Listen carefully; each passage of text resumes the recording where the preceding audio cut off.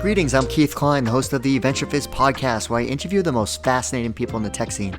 This is episode 326, and today's guest is Dries Buytaert, founder and project lead of Drupal, and co-founder, CTO, and chief strategy officer of Acquia. Many of the most successful companies in tech were created by founders who built something that was to fill their own need. This was certainly the case for Dries, who back in 2000 started an internal online message board for his friends from his dorm room in Belgium, which turned into Drupal.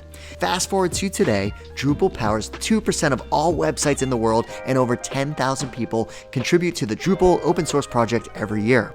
In addition to running one of the most successful open source projects, Dries went on to build Acquia, along with his co-founder and the company's first CEO, Batson, and early investor, Michael Skok.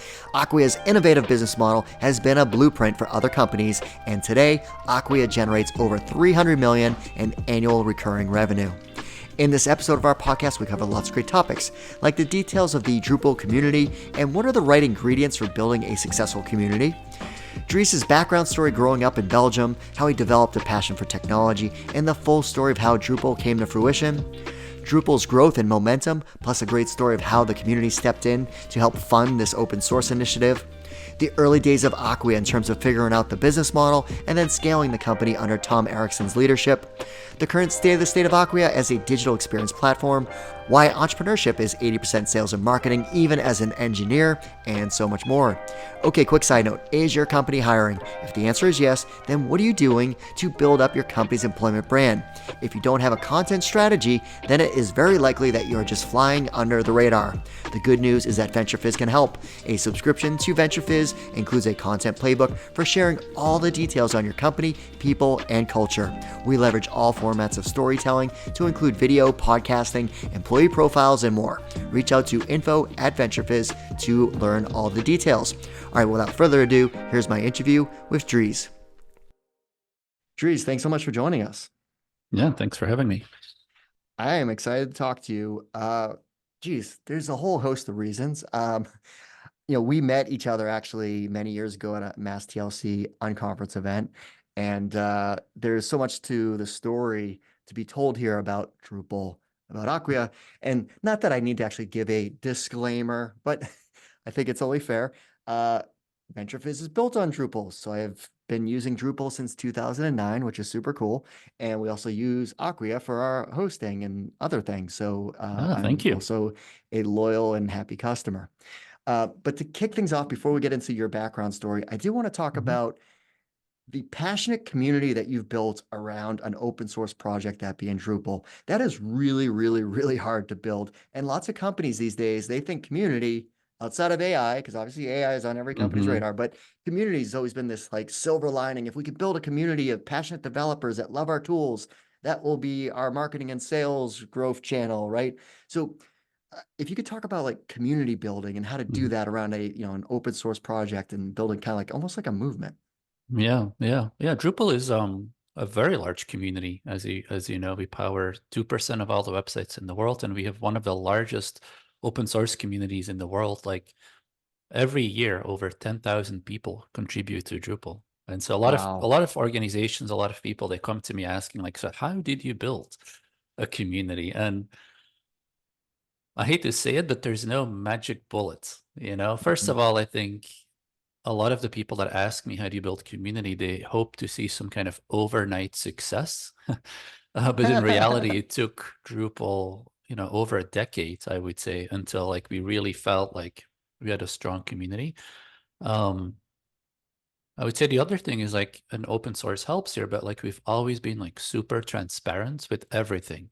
And I think that really helps build community as well, because everybody can see exactly what's going on, every decision that we make, all the processes that we have, completely transparent, 100%. And so there's no like hidden agendas, and people can feel like, yeah, I can learn anything I want, I can participate in any way I want. And so that obviously helps build community as well. I think the license of Drupal also is a big contributor to it. Like we basically license Drupal as GPL, meaning that everybody that uses Drupal can obviously use it for free, But then they can also look at the source code. It's part of our transparency. They can study how Drupal works and they can make changes to it and they can share those changes with others. So it's really a lot of time people, when they join a community, they're going to give back to the community. They're going to invest some of their time and their money or their energy into something. And they feel a lot less compelled if there is kind of a single beneficiary of all of that work. You know what I mean? Like they feel a lot more compelled to contribute and to become part of a community if it benefits them and the greater good, so to speak. So I think the ingredients need to be right to build community. You have to be patient because there is no overnight success. And then you need to lead the community. You know, you need to convince them why it's important to be a part of this community. And you know, when you're an organization, it's not always easy. You know, it's not always easy to convince people that there is a bigger purpose by being by becoming a part of their community. But I think it's a lot easier in the open source world, you know? Well, one of the key things I think that is obvious in the success of any community is it's authentic, right? Mhm. It's not forced. It's not like, hey, we're going to build this and it's going to be awesome. It was like, it just organically happened. And Mhm. that I've been fortunate with VentureFizz. Like, I was like, I think the Boston tech scene needs something that brings everything together for people. So I didn't have this like master evil plan that would turn into a company. It was just a side project that I thought would be useful. And Mhm. next thing you know, it turns into a Here we company. are. But here we are. So Yeah. before we get into Drupal in itself, Mhm. um, I want to rewind the clock. So where did you grow up? What were you like as a child? Yeah, I grew up in Belgium in Europe. I got introduced to computers at a relatively early age. I think I was probably 10 years old or something. And my parents had a computer. It was What, a what was your Commodore first computer then? 64. Okay. A Commodore Ah, 64. Technically, it was my dad's computer, but hey, I was awesome. allowed to use it from time to time. And he bought me some books for kids. It was like programming for kids. And you basically had to type over very short, you know, basic code, I guess. It was like less than half a page or something. And it created like a very basic game. And so I was 10 years old. So, you know, I guess I could read and write, but, you know, wasn't like proficient in those things. But I would spend sort of like my afternoons or like weekends, I would like carefully type over these programs. And yeah, basically started programming at a relatively young age. And I've always been passionate about it. So, um, ended up studying computer science, um, and ended up doing a PhD in computer science. Ended up starting Drupal as a sort of a hobby project, just like what you just said. Wasn't a big plan. I just wanted to scratch my own itch and felt like I needed to build something for me and my friends, and ended up building a message board that became, you know, Drupal in the end. So, yeah, And this was that's while you were in college. You were in your dorm room. Like yeah. So the I need this story, message board.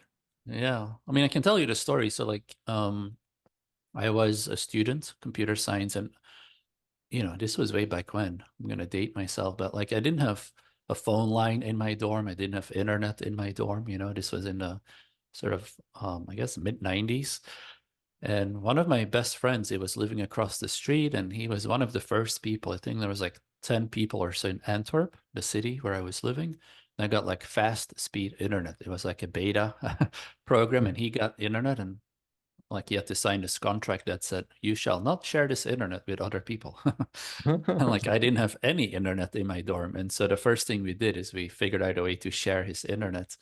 And then we hooked up more people. And like in the end, I think we had like 12 different students or so, maybe not quite 12, but at least six students all use this internet. And because of that, I felt like, oh, let's create a message board. Let me, you know, cobble something together because we had this little community going in our dorm room. And I figured I would spend a couple nights, you know, putting together a basic message board. And I decided to do that because we needed it, but also because my PHP and MySQL, two of the technologies that Drupal is built on, were kind of the new kids on the block, you know, and I'm like, all right, I can do something useful, scratch that itch, and I can learn about two new technologies at the same time. So let me just do that and spend a couple nights working on that. And um, you know, fast forward 23 years and I'm still working on Drupal. So it Mhm. truly started by accident, to be honest, or wasn't a master plan, wasn't a grand vision. It was just me in my dorm trying to cobble something together. Well, but back then, building a website was a heroic process. Like most of them were built in like Perl or C. Yeah, Perl, And then yeah, you had exactly. and then you had the legacy CMS applications like Vignette, Interwoven, Mhm. Fatwire, and those were enterprise applications, heavy lifting. You had to purchase a big license. You had a professional services team come in and implement Interwoven and build websites. That's So right. it was a different world. I didn't have access to any of these tools, and but I did program my first websites in Perl, and we didn't have databases either. So we would store things in flat files, text files, and I had all kinds of issues, of course, with race conditions, et cetera, et cetera. And so when MySQL became available as an open source project, I was like, wow, we can actually use a database when we're building websites. And then when PHP came around, it was revolutionary as well, you know, because like people were building in Perl and Tickle CK and C, like you said. And so PHP was like really refreshing and easy. And it was like C-like, but without all of the challenges. And so I immediately jumped on that. I never had the chance to look at these proprietary vendors that you mentioned because like I was a student, so I didn't have access to these tools. So I just started building what made sense to me. But yes, And these were the days, and people forget, you know. Like I remember the first cell phones were released, and they had mhm. text messaging. And it was like the old text messaging where you're limited to 140 characters or something. Um, Google, I think, was a year old or a couple years old at the time, so they were still a very small private company. We were using all kinds of search engines, but not Google. Social media didn't exist. The mobile web didn't exist. I think the browser of the day was Netscape 3 that was freshly released. So, I mean, it felt like you could wrap your arms around the web, you know, it was small, it was intimate. You could kind of track everything that was happening almost. Because I think the number of websites at the time was probably measured in tens of millions of websites, not in hundreds of millions or billions of websites. You know, obviously Facebook didn't exist for another, you know, X years. Like, yeah, it was a different world. And so it was in a way easier to break through and do something interesting. And I definitely benefited from, you know, being an early adopter. And actually that's what happened, Keith. Like, so we had this message board. I eventually graduated. I left college and I didn't want to shut down the message boards because it was actually like an intranet, and I decided to move it to the public internet and had to register a domain name for it. And, you know, it became drop.org. And that message board then evolved into my experimental platform. And the web was young and growing fast, and people were inventing all kinds of things. And I would be among the first people to add those capabilities. So, for example, the very first feature, or one of the very first features in Drupal, beyond being a message board, was something that at the time was called public diaries, which eventually became blogging. But this was before blogging was called blogging, or RSS feeds. If you know those, they were invented. And I didn't help invent them, just to be clear, but I was one of the first people to implement support for them. I'm like, oh, that's interesting. I can implement an RSS feed. And I did. And so like it really felt exciting and thrilling to be part of the kind of early days of the web. And I would implement all of these features in my message board turned experimental platform. And I was blogging about it, even though we didn't call it blogging, I was writing about it. And that attracted an audience of people interested in the future of the web and that were kind of curious about some of these new things and experiments. And they would give me suggestions on how to improve my site and what other experiments I can do. And eventually I'm like, you know what? Instead of me having to do all the experiments myself, how about I just make the source code available to you and then you have your own experimental platform. So spend, I don't know, 30 seconds thinking about a name, Drupal, uploaded it to my website and expected maybe 10 people to download it and use it as their experimental platform. So very humble beginnings, very unassuming beginnings. I So, was going to ask you about how you came up with the word Drupal. oh, you know, that's a whole separate story on its own. So when I moved out of my message board and I had to, you know, move my website to the public internet from an intranet to the public internet, you have to have a domain name. And so I wanted to register the name um, dorp.org. So DORP, which is Dutch for small village or community, because we had this little Hmm. community. And so I'm like, all right, I'm going to call it, dorp.org, small community. And I made a typo and I switched the O and the R. And I ended up, there was a drop.org and it was still free. And I'm like, wow, I'm taking this, I'm rich. Like a four-letter domain name. Right. And yeah, back in the day, you still could register those things. Hmm. And so I still own drop.org. But drop.org became my kind of personal website for a while. And when I needed to come up with a name for my software, hold on. So here's the thought process that I had, So drop in Dutch is Drupal or droplet.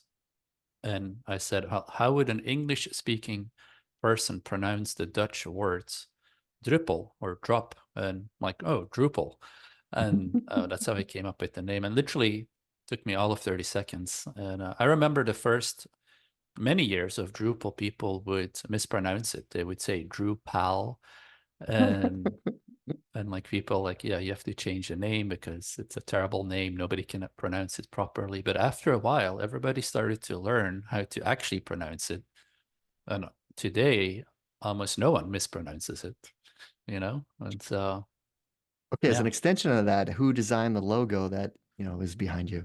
Yeah, we had multiple iterations of that and multiple people were involved. There's a guy called Kika that was involved. Stephen Wittens was involved. I was involved. And the same thing, like people would see this and they're like, that looks like an evil cartoon character kind of thing. Like nobody's ever going to take you serious. You have a bad name. You have kind of a non-corporate comic-y logo. And for many years, people would push me to change both the name and the logo. We never did. We did evolve it. um, but we never changed it. So All right. All yeah, right. So fast forward a little bit to 2003. Presidential candidate Howard Dean is using the hmm internet, one of the, well, maybe the first yeah, like president to actually leverage the internet to help out with his that's right, campaign. that's right. And that was Yeah, that built was on a big deal Drupal. for us. Yeah, yeah. He was literally a presidential candidate, and he was literally, like you said, um, one of the first or the first candidate to leverage the internet to campaign. And he picked Drupal, and he built a platform called Dean Space on top of Drupal, and it made kind of shockwaves, because nobody else had ever used the internet to campaign. And he basically built it all on Drupal and enabled all of his supporters, I guess, not sure what the right word is, to build sites with Drupal that were basically campaign platforms. And so you had a lot of local communities and cities, people in cities kind of spin up these websites, and it was pretty cool. They were like federated, so they even integrated together, and news propagated up and down all of these sites. And obviously didn't win the election, or everybody would know Howard Dean. But he was an underdog that got quite far, and it actually led to very interesting things happening in the Drupal community. But he got a lot of media coverage about his approach and his use of the internet. And we would find articles in like the Wall Street Journal and the New York Times and Time Magazine. And they would talk about Howard Dean and how we use Dean Space. And sometimes we were mentioned as well. It would be like yada, yada, yada, Dean Space, comma, built on Drupal, comma. And even though it was very small mentions, it actually gave a lot of credibility to Drupal. And it also kind of took the world by surprise in the sense that after the success or the relative success that Howard Dean had, in the next elections, every presidential candidate was using Drupal to campaign online. So you really unleashed kind of a online campaign movement. And a lot of the other candidates, I think the first time around, all of the presidential candidates ended up using Drupal for their campaign platform. And All right, so yeah, you're getting serious traction, right? So this is an open source project. So how do you fund this? Like when, yeah. things are really starting to scale and grow. Yeah, well, there's a bunch of different things that we did, but yeah, I was a student. Actually went back to college to do a PhD, so I was still very poor, so to speak. Like, I had no money, and like Drupal started growing, and we had to pay for servers and hardware and all of these things. And we did a variety of different things. I mean, I remember by 2005, you may have heard this story, but I call it the big server meltdown. Uh, by this time, so much traffic came to Drupal.org that basically our website kind of melted, like we couldn't scale it anymore, and we needed to buy a bigger server. It was actually, I got some, at the time, the website was running on, free hosting, frankly. I had a friend, he had a server, all of his customers ran on that server, and he gave me a slice, if you will, of that server for Drupal.org, and that no longer worked. And so we did some back of the envelope calculation, and I think we said we need about $3,000 to buy like a really good server, and that was a lot more money than I had as a student. And so my best idea at the time was to replace all of the pages of Drupal.org. It was like a blank page, and in the middle was a button, a PayPal button that says, "Please donate some money. We'll be back once we have raised $3,000." And something amazing happened. Like overnight, people contributed $10,000, and I got so freaked out. I remember changing my password, my PayPal password, to be like this long, and then PayPal blocked my account for suspicious traffic. Because in the first like 5 years of Drupal or 4 years of Drupal, I had raised maybe $50 total, over 4 years. And all of a sudden, like $10,000 comes into my account overnight. We got a server for free from Sun Microsystem. That was like a $7,000 server. We got free hosting from the University of Portland, Oregon. And anyway, so we were back up and running. But that was a bit of a hustle, like I didn't have money. We needed money to scale the project. We were able to, raise it that way. That actually led me to, and other things too, led me to create the Drupal Association is what we call it. It's essentially a non-profit organization that sits behind Drupal. And today they actually fund a lot of they fund our servers and our infrastructure. We organize events. So we do Drupal cons as an example. They attract like 3,000 people. And we make some money from them. We're very much a non-profit, but we make some money from these events that we then use to advance our mission, that we use to pay for the server cost, that we use to pay for, various initiatives, et cetera, et cetera. So there is a community. It's supported today by a nonprofit, but it wasn't always that way. And yeah, it was painful for a while, until we got to enough scale. But I like telling that story because it's a great example of how we had to hustle, but it's also a great example of what a great community that we were building, and people just stepping in and today again you have all these platforms, but at the time you didn't, like now you have GoFundMe and Kickstarters, and again at the time it was very unusual, so. Yeah, no, I mean, it shows the power of your community and they're willing to support and patience, meaning Mhm. it's not like you, when you first started it, you put a PayPal account saying, help me build this. It was 4 years in the making of what you had built where people could support it. And then, as an extension to where we're heading next, you started to have large websites starting to use Drupal like MTV, which as a teenager, I watched a lot of MTV, probably too much. We all Uh, did.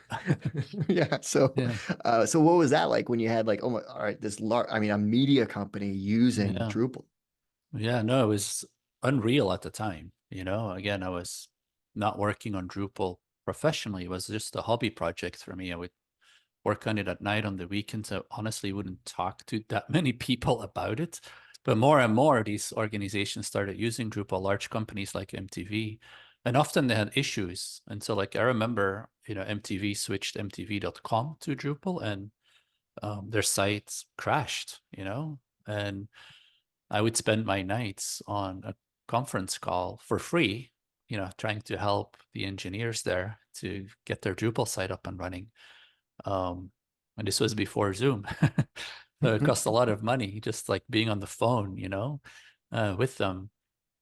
But it made me realize that in order for Drupal to be successful and to be truly successful, it needed a company behind, we needed a company behind Drupal that would help these enterprise organizations, these large media companies, um, make them successful, right? Like they needed to be able to call an organization. They needed to be able to file a support ticket.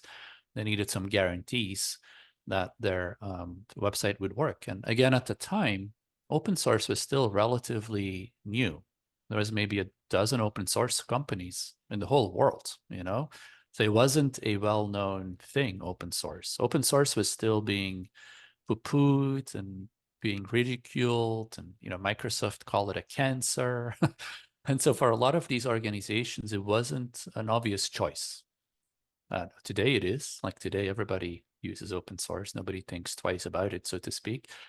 But at the time, we felt that having a company like Acquia, which is a company that I ended up starting, would really help these organizations get comfortable adopting something kind of unusual as an open source project.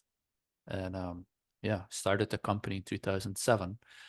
Well, perfect segue. Okay, so now we're Yeah. going to shift gears into the Okay. company building. So we talked about the foundation of building Drupal. At what point, well, I guess you just said, when you started to see these companies using it, that they needed something more. But how did it all come together? Actually, Yeah. the building of Acquia, the company. Yeah. So I was sort of finishing up my PhD and I was trying to figure out what to do next. Drupal was having some momentum and it was my passion. So I figured I would turn my hobby project into my full-time job. So I was pretty convinced I wanted to do that. One of the things that I did is I invited myself, so to speak, to go meet with people that were ahead of me. And so, for example, MySQL, which I mentioned, was a database company, was at the time, I think, one of the largest open source companies. They were doing, I think, 30 million in revenue at the time. So, you know, um, and so Martin Mikas, he was one of the founders or founder and CEO. He said, "Yep, come on over, and I'll tell you everything I've learned about how to do an open source business." And similarly, I met with like Linus Torvalds, who started Linux. I met with Tim O'Reilly, who's famous from the O'Reilly books, the programming books with the animals on the cover. I met with Larry Augustin, who basically had taken VA Linux public at the time, which was, I think, just with 3 million in revenue. But like this was sort of Linux, was a hot thing at the time. And so I would learn from all of these entrepreneurs on how to build an open source business. At the same time, I also met Jay Batson, who's local in Boston, as well as Michael Skok, who is an investor, also local in Boston. And they wanted to build an open source company. Um, they liked Drupal. They also liked some other technologies at the time. And we started talking as well. And, I'll cut the story short, but after 9 months of, spending time with them, getting to know them, our baby was born, if you will. And we decided to start Acquia with Jay as my co-founder and Michael Skok as our, kind of lead investor, initial investor. And so And started this the is company here in Boston. 2007. Seven, Yeah, yeah. so this is 2007. Yep. So again, I think patience and it's not like this was an overnight success story. This is years in the Yeah. making and recently you had published a founding story of Acquia, or at some point, maybe it was the 10-year anniversary, I forget. And Yeah. Jay did the same thing. So I was able to read Yeah. both of them. Yeah. And it was fascinating because he's like, I went to the Yahoo's open source CMS Yeah. summit to meet Yeah. Dries to start to develop Yeah, this that's right. relationship because he was excited about Drupal. And Yeah, that's where I yeah. first met Jay. We were having, so we do these Drupal cons, and we basically talked Yahoo into offering, their space, their conference space. And we had our Drupal conference at at Yahoo in Sunnyvale, California. And we actually that year decided to invite other CMSs to it. And so we rebranded it once to the open source CMS conference, but it was like 95% Drupal people Ah, and okay. and a few other like non-Drupal CMS people. But anyhow, And Jay was there. I never met Jay, and Jay kept asking for time with me, and I kept kind of pushing him off. I'm like, Jay, this is like DrupalCon, like it's super busy. We're trying to get, I think it was Drupal 4.7 release. I don't have time to kind of hang out with you. I don't know you. Like, I have all these Drupal friends from around the world that travel to Sunnyvale, California. Like, I want to spend time with them. So Jay kept coming back and kept coming back. And eventually I'm like, you know what? Let's have breakfast tomorrow, you know? And then it's when Jay pitched his idea of what he wanted to do. And that's the beginning of our kind of our business relationship and our friendship as well. So we ended up talking, as I said, for probably about 9 months, building that relationship, aligning on what we wanted to do. Um, and yeah, and then we launched Well, Acquia. Jay obviously had great ideas. He was doing a Mhm. lot of research of how to build a business around an open source project. What were you thinking? Because I'm sure you kind of had this like dilemma, like, oh my God, Mhm. how's the Drupal community going to respond of me building Yeah, a company? So how did you think through that process? it was tricky. I wanted to, uh, I was sort of like community first in my heart, and like like Drupal predated Acquia by 7 years. So for 7 years, I'd been running the Drupal project completely independently. Like I didn't make a single dollar with Drupal for 7 years or a single euro, nothing. And that independence was a real strength. And people trusted me because like I really had no financial gain in any decision that I made. I just wanted Drupal to be successful. So I was very nervous about, launching Acquia, and we had raised $7 million. I was very nervous about sort of this announcement of like, Dries now has $7 million and he's You gonna sell make out. money with Drupal. Yeah, exactly. And people were very mixed, to be honest. A lot of people were very scared about what would happen. Some people thought it was the end of Drupal. But Jay and I and Michael and the investors, we made this agreement that we would invest and give back in Drupal, and that we all recognize that for Acquia to be successful, Drupal needs to be successful. And so our heart was very much at the right place. And we committed to doing the right thing. And still today, um, we give back so much to Drupal, we invest in Drupal, we make the community better.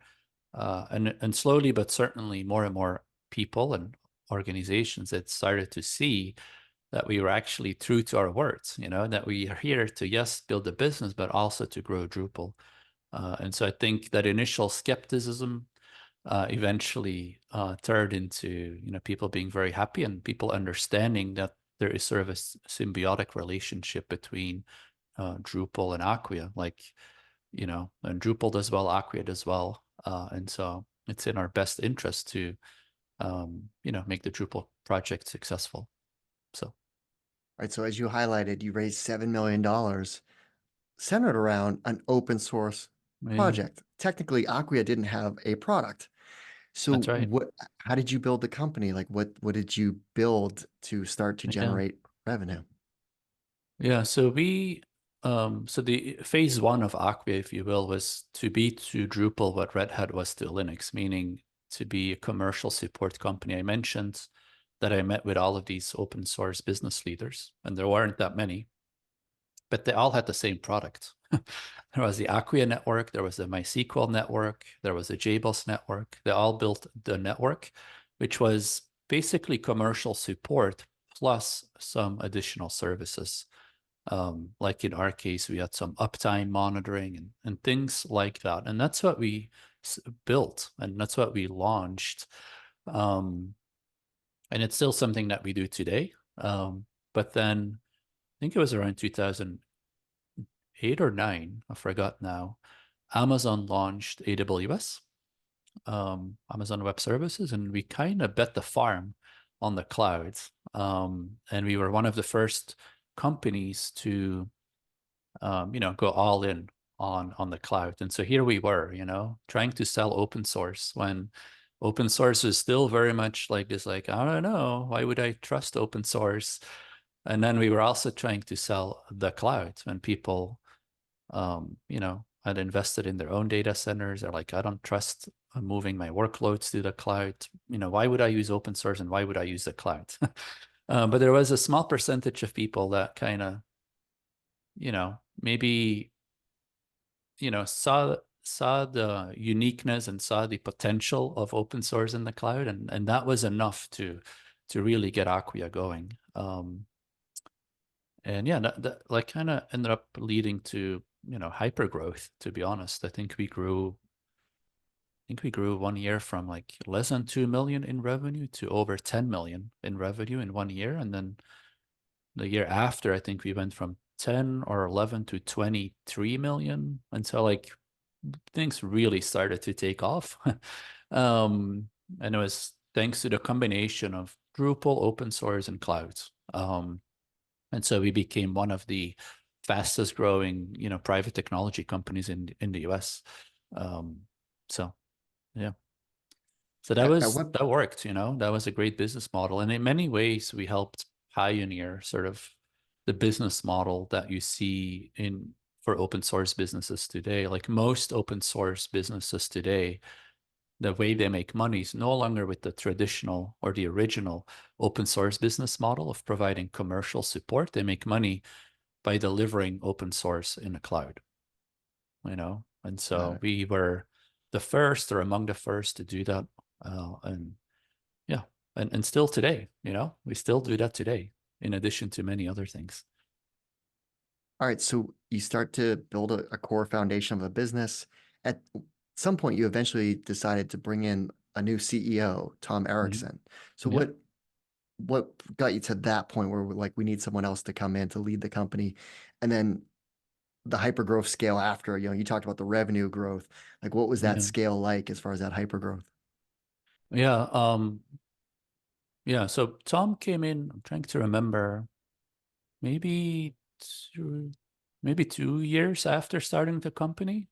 I could be wrong a little bit on the dates. It's now been a while, but and we brought in Tom because he specialized in kind of sales and marketing, team building, and really growing the company from a go-to market point of view. That was his real core strength. His background was in sales leadership.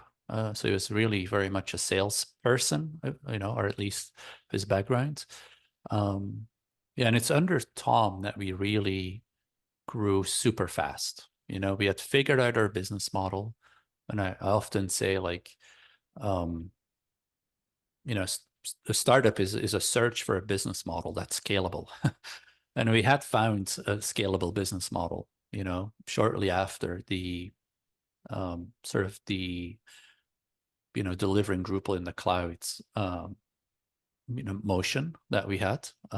And so now it was all about scaling, hiring people, building go-to-market teams. And so it's very exciting, it was the most thrilling part of the Acquia journey, because also for me, it was sort of my first company, really. I had some other small things, but like I was learning so much on the fly, every day it felt there was something new. And in a way, like when you're going through this hyper growth, it's almost like a tornado hits your house and the doors and windows are flying off the house. And you're trying to decide, are we keeping the doors? Because we can hold on to the doors, but then we lose the windows. And like, it's just, it's very exciting, to be honest. And we ended up raising money every year for the next, I think, 7 years or so. Um, yeah, it was good. That's nice. Yeah, so fast forward. Well, one, you ended up moving to Boston, Yeah, right? So in the middle of all of that, I moved to Boston. Yeah, yeah, which was a big move because yeah, yeah. family and Hmm. Yeah, exactly. and Like then I wanted to move day one, but we just had our oldest son and my wife. She's like, no way will we move with a 2-month-old baby or something. And, obviously respected that. And we wanted the support of our family. And then we had another son. We couldn't quite move again. And then when our second son was 9 months old, I think it was about 9 months, we decided to make the move. And by then, Acquia was a couple of years into its journey and things were starting to take off. And I also felt like, all right, I need to be in Boston. I need to be, you know, where the headquarters are, because I was going back and forth all the time, and that was tough. So made a move, and I've been in Boston ever since. And then fast forward a little bit with the company. So you started like making acquisitions, so Modic and others, and then you like evolved to what Mhm. I think, if it's, correct me if I'm wrong, like digital experience platform is kind of the Yes. mantra of what Acquia Yeah. is today. So what So like what's the latest with Acquia? yeah. So we were born out of Drupal, and we were born around content management systems, right? Website building in the cloud. And the beginning of Acquia, we had this concept of like, we believe every organization needs a website. Today, it sounds stupid actually to say, right? This notion like every organization needs a website. But I think um, by 2000, maybe 16 or so, we concluded that every organization needs a website, but then some. Like, we realized that for our customers to be digital winners, to be really good at what they do, they need a website, but they also need email marketing. They might need a digital asset management solution to manage all of their images and videos and PDFs. They might need a CDP or a customer data platform to do personalized content delivery. And so we evolved the vision of the company from just being focused on content management and Drupal to becoming a DXP, essentially building a toolbox of different solutions and integrate them that allow our customers to be just, to basically stand out as digital organizations, whether it's for fundraising, whether it's for student enrollment, whether it's for uh, standing standing out with your website, or whether it's for media companies, it doesn't matter. And basically, in the same way that we said every organization needs a website, we started saying, well, actually, every organization needs a DXP. And so, like, as an example, Nestle is a very large customer of Acquia. It's the largest food company in the world. I believe they have about 4,000 sites. So they have hundreds of products, and then they operate in, I don't even know, 80 plus regions, what they call regions. And so you multiply the products by the regions, and you end up like with, thousands of sites. And when we meet with them, they say things like, well, it's great that you helped us put a website in every region for every product that we have. Because by the way, like KitKat is a Nestle brand, and I think they have 100 something websites just for KitKat. And the reason is because KitKat is a little different everywhere. Like in Japan, if you've ever been, they have a matcha KitKat. It's basically a KitKat that's green. And so you don't have that in the US. And so that's why they need to, you know, their go-to market is slightly different in every region, which is why they need websites in every region. But when we meet with their leadership, they're like, well, actually, it's great that you help us with a website for every product in every region, but really, I need to enable my sales and marketing teams in every region, not just with a website, but I need all of these other things too. I need email marketing. I need customer service solution in every region for every product. I need this, I need that. And the more we talk to customers, the more we started to realize like, all right, if they're going to be successful, they don't need just a website. They need all of these other things. And they need all of these other things to work well together. Because you can cobble these things together. It's what most companies do today. They'll buy Marketo, they'll buy a Drupal, they'll buy this, but then the data and the content isn't always well integrated, and it can actually lead to like a disjointed customer experience. Maybe your website is in English, but your emails are in Dutch. And like, anyway, these tools, they don't always talk well together. And so we set out to build a DXP collection of tools that are well integrated, open platform, so everybody can integrate with it, that enables these businesses and organizations to do really nice things in the digital world. So, Very cool. mhm. All right, so in 2019, Vista Equity Partners made a $1 billion majority investment into Acquia. Fast forward to today, how many employees is Acquia at this point? I think we're around 1,400 would be Yeah, my so guess. Yeah. So large company. Yeah. One Real of the things company, that over I 300 million in ARR revenue. So, wow, yeah. okay. So one of the things that I thought was especially intriguing was you had another blog post talking about Acquia's culture as a company and how the the values haven't changed since like the early days whenever you set those up. So Mhm. lots of companies have these, they want to build a great culture. It's not easy to do, especially with the growth you've experienced, the tenure that you've been around. So how Mhm. have you been able to keep those values true to since that early Yeah. days? Yeah. I remember one of the first meetings with Jay when we said we would start a company together. He flew to Antwerp. I was living in Antwerp still at the time. And I remember whiteboarding our company values, like literally on the very first meeting, the first meeting that we had as co-founders. And I have photos of the whiteboard still. Um, and so we kind of cemented those early on. Probably took a few years to take them from whiteboard to actually a written document that we have. Um, and so we put a lot of thought and effort into really trying to describe what we call the Acquia DNA.